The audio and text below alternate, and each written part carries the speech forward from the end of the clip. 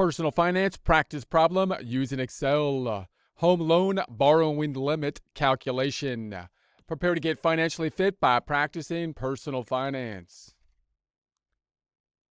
Here we are in our Excel worksheet. If you have access to the Excel worksheet, would like to follow along, note that we're down here in the practice tab as opposed to the example tab. The example tab in essence being an answer key.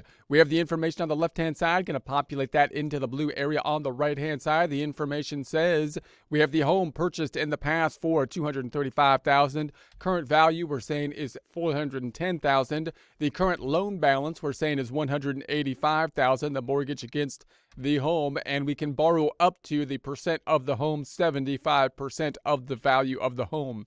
So let's recap that in a little bit more detail. Notice when we purchased the home, we're imagining we purchased at some point in the past.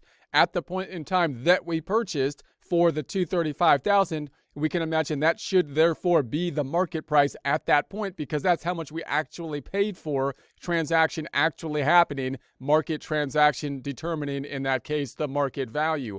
As time passes, it becomes more difficult for us to know the market value of a home, unlike other types of assets such as stocks, because with stocks, our stock is exactly the same as any other stock, and I can see what other stocks are trading for if they are publicly traded, and therefore that gives us a pretty direct knowledge about what our stock is worth, given they're all exactly the same. Homes are unique. Even if we have the same home, same kind of style on the same block, it's still a unique location, it's still a unique home, and therefore we cannot determine exactly what the current market value is. All we can do is estimate. So note that that's the first problem that you're going to think of having. If you're thinking, oh, time has passed, I would like to take a loan out and use the home as collateral on the loan, one thing you're going to have to think of is, well, what's the value of the home? And no matter what you do, the value is just an estimate. You got to appraise the value in some type of way. So, and the bank has to approve of that if the bank is the one that's going to be given a loan. That's the first thing that we want to consider. Also, we have the current loan balance. So that, of course, is the loan balance that we're assuming that we took out when we purchased the home, taking out a loan to help us with the purchase. We're going to assume that that is the current balance we have at this point in time.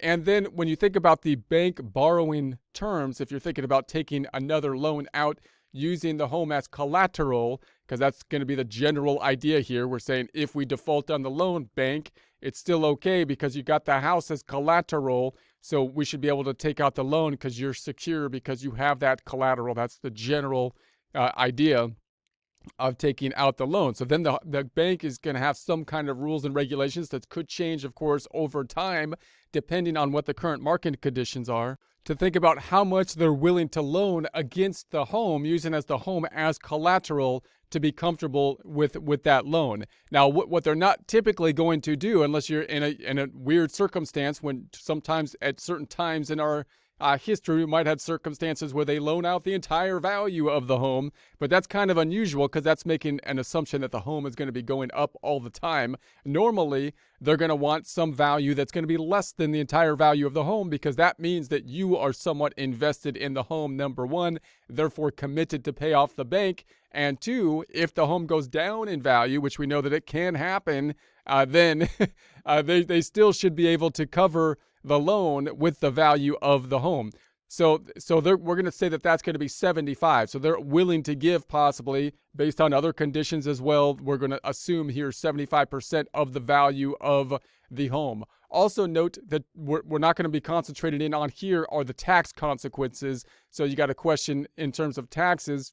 You know, how much of the loan can you take out with regards to being able to deduct the interest? And what kind of limitations could there be for the use of that money? In other words, do you have to use the money for basically re-upping the home or the value of the home, or can you use it for other purposes? Those kind of limits could change over time. So that's going to be the general idea here. So if we have this, we're going to say, okay, well, how much more based on these conditions, if these were our conditions, could we take out in the form of a loan against the home?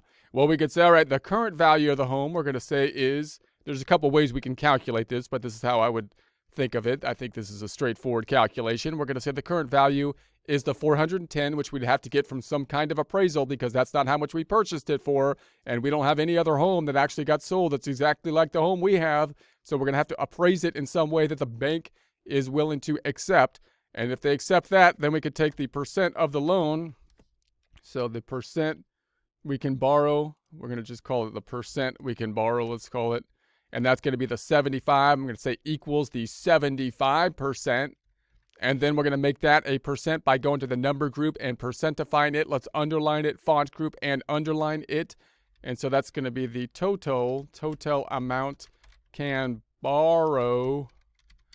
I'm multiplying this out. This will be equal up to the 410 times up 1, the 75%. That would be 375 if we could borrow 75% of the current value. The current value, we're assuming 410. Now, we've already borrowed some of it. How much did we borrow already? The current amount that we have borrowed is going to be equal to the 185,000. So how much more could we borrow? Font group, underline. We could then borrow additional, we'll call it additional borrowing. Additional equity possibly that we could borrow. That's going to be the 3075 minus the 185,000. So we would come out to the 122.5. Now, obviously, this is only one factor amongst many that you might have to be considering when you're doing the refinancing options, including your other, current financial conditions and so on, and you want to take taxes into consideration. But this is one concept that you can basically think about with regards to the loan when you're thinking about the loan and the home being the collateral on the loan.